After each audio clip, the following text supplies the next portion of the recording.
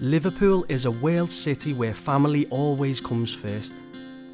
This year, this frightening strange year of pandemic is really no different. When it comes to our community's know-how, they have always known how to come together. Liverpool Together. There's a lot of people who were scared, they wouldn't go past the front door. So what we started doing was social welfare visits, where we were calling on people, standing on the doorstep, talking to them. Just supporting families in every way possible. We're only a small team. What we've got is an amazing volunteer base. The help, all the people. It was always about, we need to go and see these people. We need to make sure that these people have got what they need. I've never seen someone care so much for others. It's been immense what this community has done. These have been hard times for too many. We've had to find ways to help each other. Certain areas really struggled with COVID rates and getting those rates down. What happened then was that really unusual ways and special ways came about in how to get messages across. Our local ice cream man was excellent. He was fab. You know what, he's doing the rounds and he's handing out leaflets. Pass that to your mum, pass that to your gran, and it was just amazing moments like that. When the pandemic hit, what happens? People change. Activities went online. So then we had refugees and asylum seekers no longer isolated.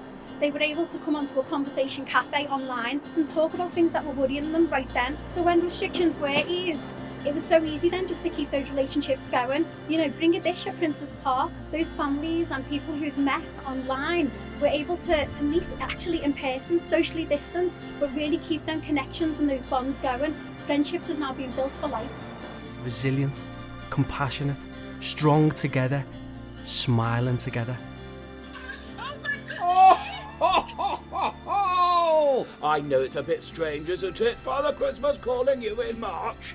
But I wanted to make sure you were okay. Are you okay? So, my cousin, Gav Cross, asked me to record a little message in that very first lockdown, which I did. I recorded it, and he sent it out to a few friends with children who are a little bit worried, a bit concerned, and even worried about me. So then we started to send messages to people that asked for them. A couple of thousand, I think, in the end. It was wonderful. Absolutely wonderful. Conversations, smiles, love and laughter. A little bit of cheer.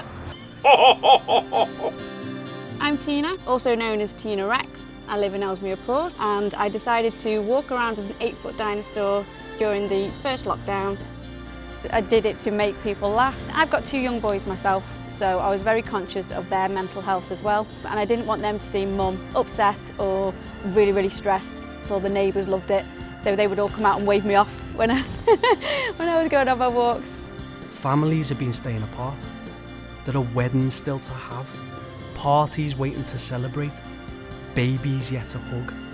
Cassidy arrived on the 1st of July and we were still in lockdown, so although I could be there for the birth and the first hour of her life, I then had to leave the hospital and leave Kate and Cass there. Felt quite lonely and quite vulnerable, and obviously it was very sad that nobody could visit us, and particularly sad that Owen couldn't be with us.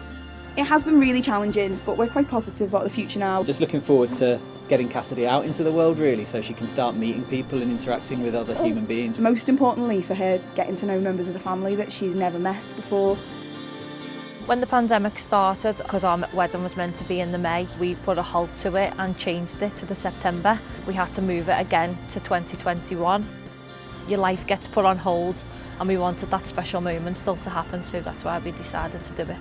It was a really special time, seeing everybody there, even still in the small numbers, but our parents being there was so special.